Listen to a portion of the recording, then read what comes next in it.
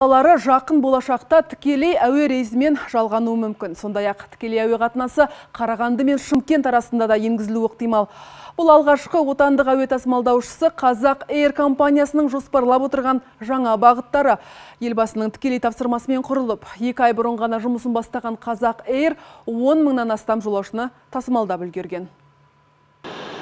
Қазақ Эйр әуе компаниясының әлеуеті күн санап артуда. Бүгінде компания 8 бағыт бойынша ішкі рейстерді орындауда. Алдағы уақытта олардың саны артады.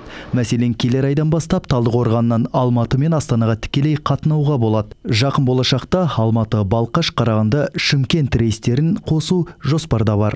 Балқаш қаласында әуежайды жандандыру жұмыстары жүргізуде. Ал Қарағанды әуежайы өте жақсы. Сондықтан Қарағанды Шымкент рейсін ашуды ойластырып отырмыз.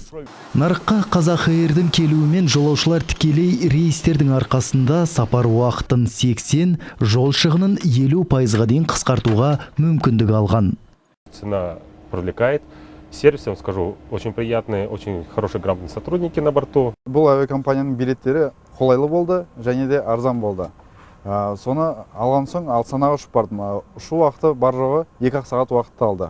Азаматтық авиация саласының басшылығы да жаңа тасымалдаушының қызметіне жүгінуге әзір. Өйткені Қазақ Эйр жан-жақты тексерістерден мүдірмей өтті дейді.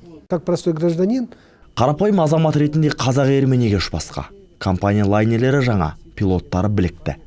Әуе компаниясы қызмет көрсету сапасына баса назар аудармақ. Алдағы уақытта қол жүгінің салмағын арттырып, билеттердің онлайн сатылымын іске қосу жоспарланып отыр. Бақтияр Хамит, Ағабек Қазанбай, қорытынды жаңалықтар.